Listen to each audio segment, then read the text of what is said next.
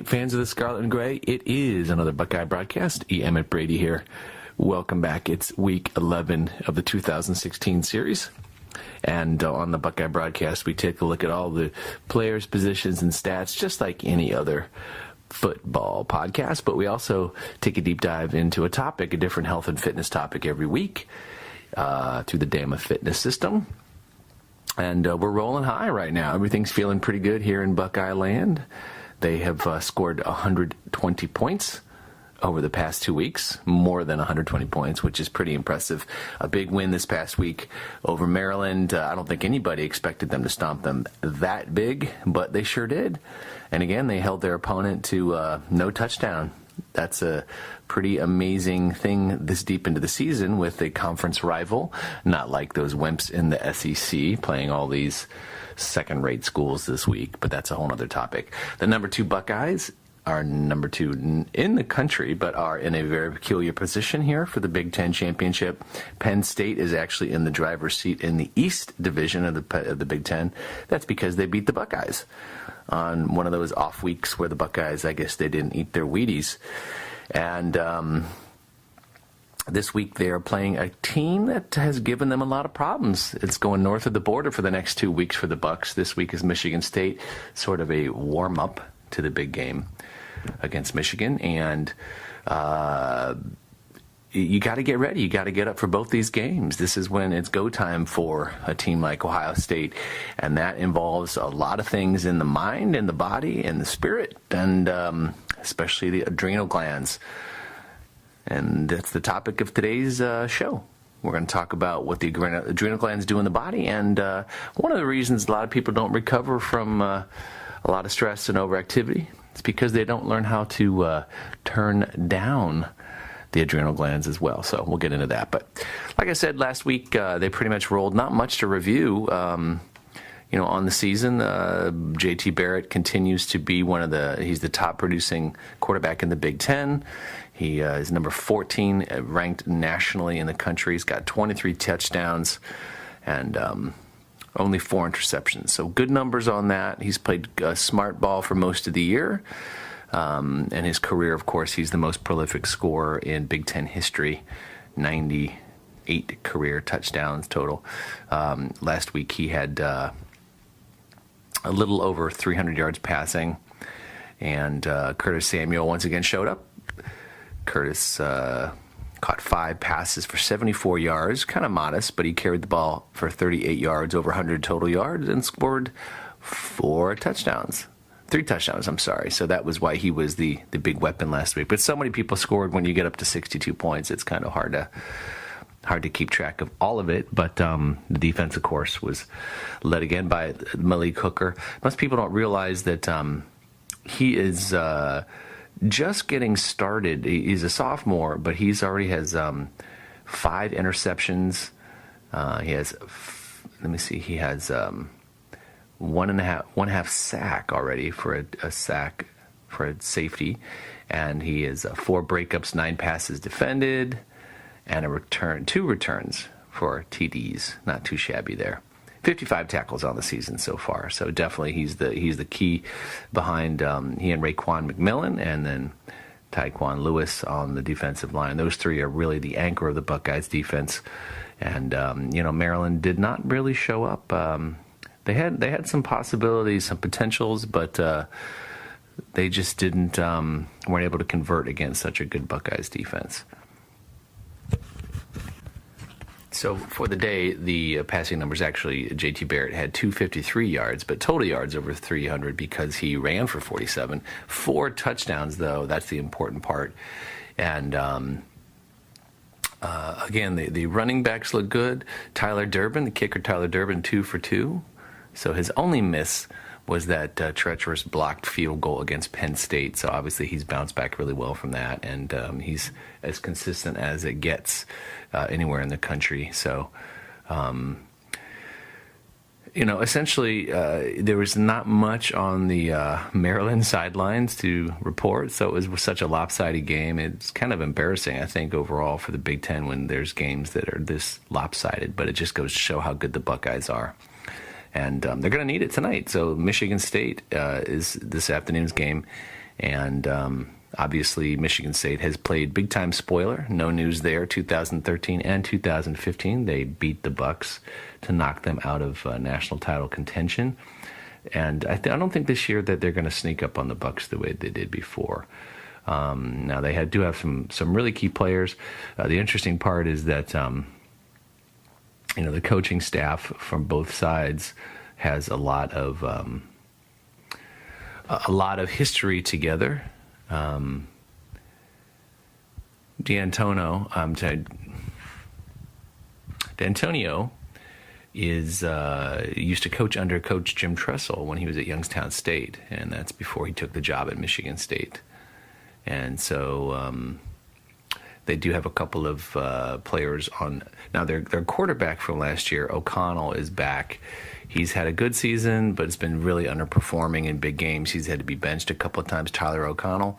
Last week they tried to mix it up a little bit and didn't get really any results at all. So, after a good start, Michigan State has just fumbled through most of the season. And so they have their top defensive tackle, Malik McDowell.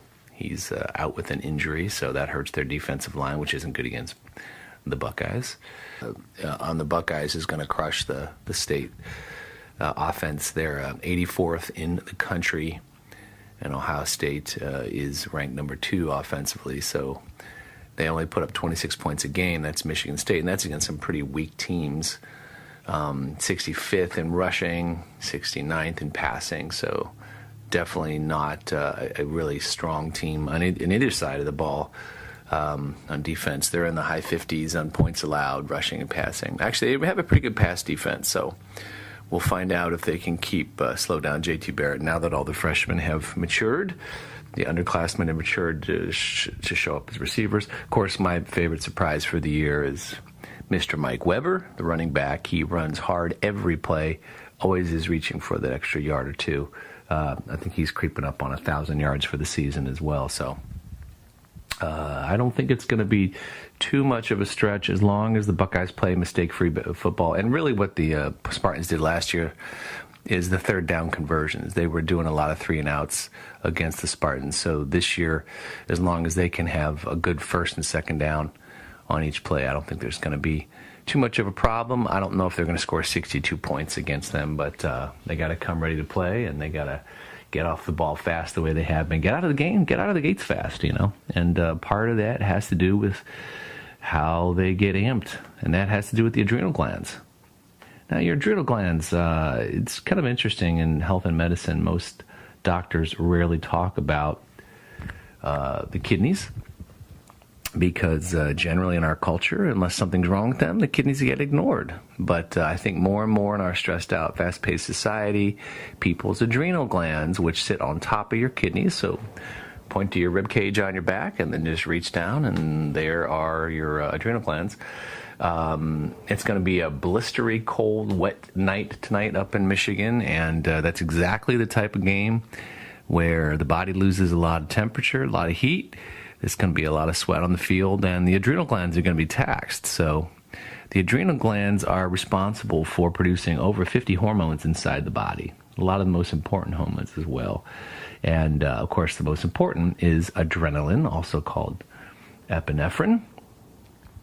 So the adrenal glands are part of your endocrine system, their hormonal system, just as much as your testicles or your ovaries or your pituitary glands. Your adrenal glands are the ones that are used every day, all day long. And they also produce cortisol. And these complex and very powerful hormones have complementary and contradictory effects inside the body. Your adrenal glands are hardwired to your brainstem and your cerebellum, also to your heart and your lungs through a very primitive circuit. And the sympathetic and parasympathetic nervous systems are directly correlated with the adrenal glands as well. Sympathetic, of course, everybody knows that one. That's the flight or fight. And the parasympathetic is one that's a little less known. It's called rest and digest. So when your adrenal glands are stimulated, they can produce the epinephrine and the cortisol that flood the body, and they act on particular muscles. The interesting part that most people don't know is they actually suppress the immune system. So every time you get going, you need to run, you see a flash of lightning, you see Malik Hooker blitzing you from the middle of the field, your body shuts down its immune system. It's not a priority. It also shuts down the digestive tract, and basically it just becomes a reflex act to stimulate your flight or fight response, and your heart rate increases, bronchial tubes dilate inside your lungs, your pupils dilate, many of your muscles contract unless you learn to breathe through that. Salivation is reduced, stomach stops, and glycogen is converted into glucose, so you have gas to burn. So you can do that. It does it naturally, and the body can recover. But if you do this too often, it not only does it have a sort of a free radical effect on many of the parts, the organs of the body, by producing too many stress hormones, but it also disenables the chance to rest and digest, which is the opposite. So one of the biggest issues that people in our culture have is that once they are overstimulated, if the adrenal glands become too fatigued or are used or relied on too often, people are drinking too much coffee all the time, then the entire balance between the sympathetic and the parasympathetic nervous system are thrown off balance. And so that's something to really pay attention to. And a lot of it has to do with breathing. You'd be surprised. The direct effects of the oxygen levels inside the brain are what can trigger the flight or fight response, and it really has to do with a very intimate balance between carbon dioxide and oxygen in the brain. So it's good to breathe deep. It's also good to breathe deep and slow after you've had periods of super activity. And today during the Buckeyes game, you'll probably have a little bit of that, watching it on television. Just make sure whenever you have periods of exercise that you take time to consciously slow down afterwards and kind of tune in. And this is also another reason why kids aren't supposed to eat right before exercising. It kind of conflicts with the body's natural response. So that's what it's all about. So today, big game. It's always a big game when you're a Buckeyes fan, but Michigan State, in Michigan State, don't think the Bucs are going to score as much as they have, because Michigan State usually really shows up to play ball. Even though Dan Tino thinks he has Urban Meyer's number, I don't think that's the case this year. So I think the issue is that the Buckeyes won't score as much as they did, but they're going to hold Michigan State to under 17 points. So I think we're going to go with a score of 38-13. They might get one touchdown, maybe a couple field goals, but 38-13, go Buckeyes. There's a prediction. Thanks for tuning in, and we'll see you on the other side of the horizon. Go Bucks.